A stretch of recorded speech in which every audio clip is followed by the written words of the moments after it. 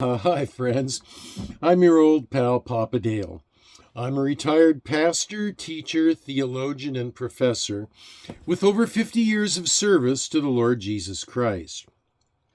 My name is Dale Warren. Professionally, I'm known in my writing and teaching and lectures as D.A. Warren. But my friends just call me Papa Dale, so please, you just call me Papa Dale. You can see the details of my personal testimony, family life, education, and ministry experience on other videos on this playlist. So for now, let's get right into today's topic.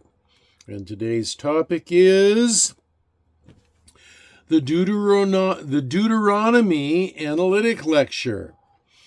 And this is the JHI Jan Hus Institute Bachelor of Arts in Biblical Literature degree program, and this is the lecture on Deuteronomy Analytic. And so we begin.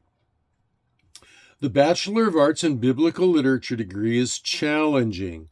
It attempts to develop in the student's mind recognition of the difference between a literal meaning or a literary one.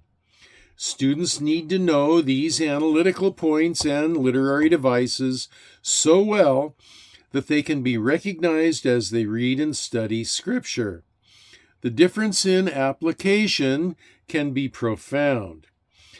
How many misinformed zealots in history have actually cut off their hand, as Jesus spoke of doing in Matthew 5:30?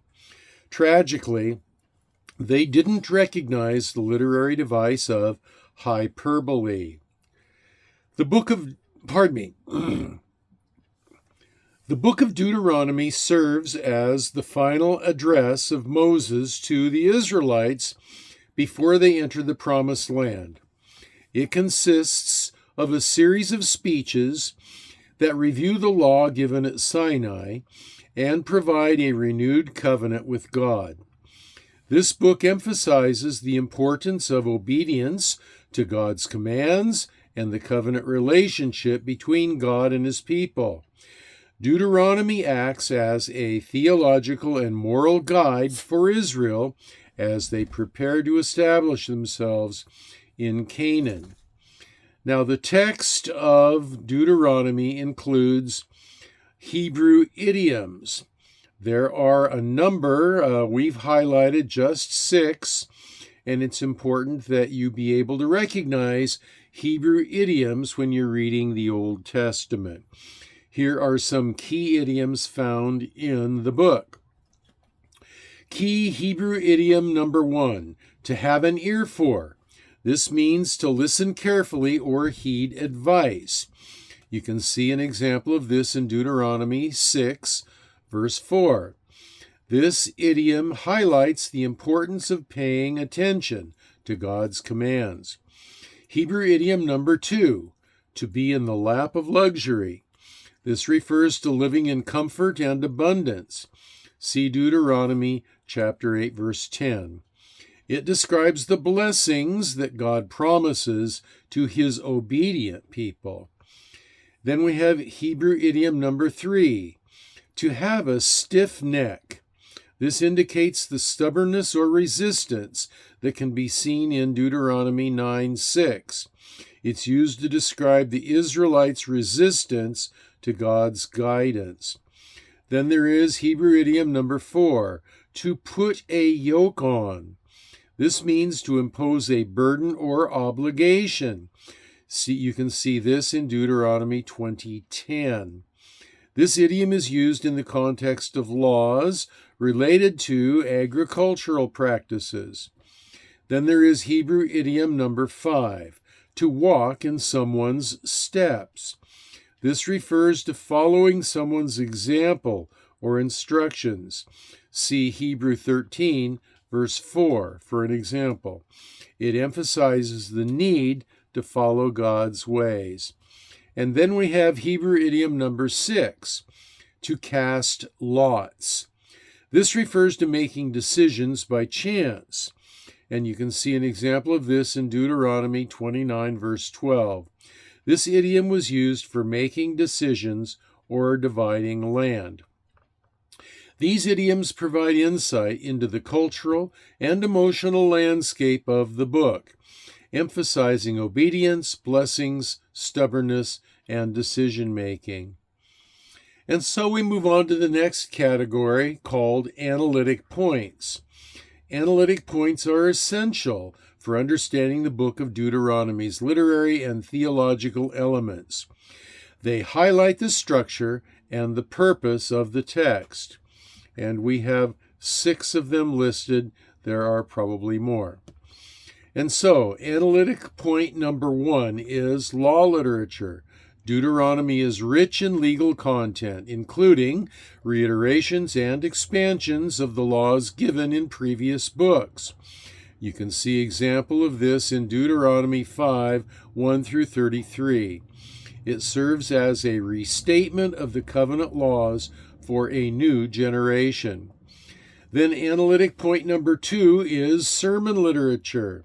The book consists primarily of Moses' sermons, which address the Israelites' obligations and the consequences of their actions. See Deuteronomy chapter 1, verses 6 through chapter 3, verse 29. These sermons are intended to instruct and exhort the people.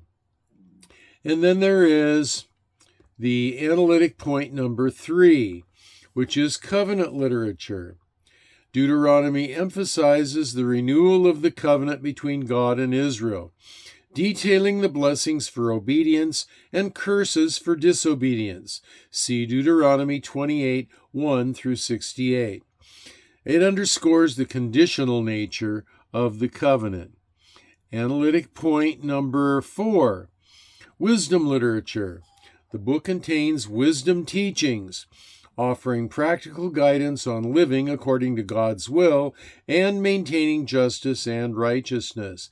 See Deuteronomy 4, verses 5 through 8. It emphasizes the importance of living wisely and in alignment with divine commandments. Pardon me. And so, we move on to analytic point number 5. And this is prophetic literature. Deuteronomy includes prophetic elements where Moses speaks of future events, including blessings and cursings that will come upon Israel based on their faithfulness or lack thereof. Deuteronomy 28, 15 through 68. And then there is the analytic point number 6, which is sermon literature. Now, repeated for emphasis on the importance of Moses' speeches in conveying God's instructions and warnings to the people. See Deuteronomy 5, verses 1 through 33. So these analytic points illustrate Deuteronomy's focus on law, sermons, covenant renewal, wisdom, and prophecy, providing a framework for understanding the text's theological and practical teachings. So now we move on to the category of literary devices, and we have highlighted 6. Once again, there may be more, but we have highlighted 6 of them. And so literary devices would include 1. Synonymous parallelism. This device is used extensively in Deuteronomy, such as in the recitation of the 10 Commandments, where ideas are repeated in different words for emphasis. See Deuteronomy 5, verse 6 through 21. Then there is the literary device of the metaphor. The book employs metaphors to illustrate spiritual truths, such as describing the Israelites as a holy people. See Deuteronomy chapter 7, verse 6. This emphasizes their special relationship with God. And then there is the literary device number 3 of imagery. Vivid imagery is used to describe the blessings and curses associated with obedience and disobedience. You can see this in Deuteronomy 28, verses 1 through 68. And this creates a stark contrast between 2 outcomes. Then we can see the literary device number 4, amplification. Deuteronomy often expands on earlier laws and commands to provide greater detail and context, such as the detailed instructions for worship and societal conduct. See this in Deuteronomy 12, verses 1 through 32. Then you see the literary device number 5, which is contrast. The text contrasts the blessings for obedience with the curses for disobedience, illustrating the stark consequences of following or deviating from God's commands. See Deuteronomy 28, verses 1 through 68. And finally, we have the literary device of number 6 of the apostrophe. Moses directly addresses the people and also the heavens and the earth as witnesses to the covenant and its stipulations. Deuteronomy 30, verse 19. These literary devices contribute to the richness of Deuteronomy, enhancing its legal, moral, and spiritual teachings through repetition, vivid descriptions, and contrast. The book of Deuteronomy, in conclusion, serves as a profound restatement of the law, delivered through Moses and delivered in final speeches to the Israelites.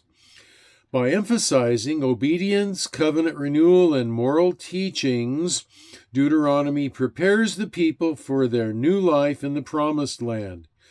Through its use of idioms, analytical points, and literary devices, Deuteronomy offers a comprehensive guide for living according to God's will and highlights the importance of remaining faithful to the covenant.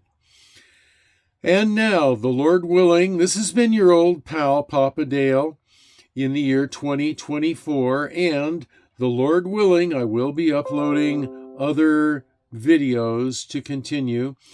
And while I'm thinking about doing that, you need to be reminded of the fact that the BA, Bachelor of Arts degree in Biblical Literature, if that's what you're pursuing, you need to comply with the requirement to read in print the lecture notes, both of the general lecture on the book of Deuteronomy and on this analytic lecture of the book of Deuteronomy. Read the notes. And you can do that in the video transcript or in the notes section of the video or in the comments section down below. And also, it's important and required that you look up every Bible citation given in both articles as well. And so, until the next time I upload a video and we meet again on this screen, this is your old pal, Papa Dale, signing off and saying, I'm going to be praying for you that you will be well and that you will be blessed. God bless you.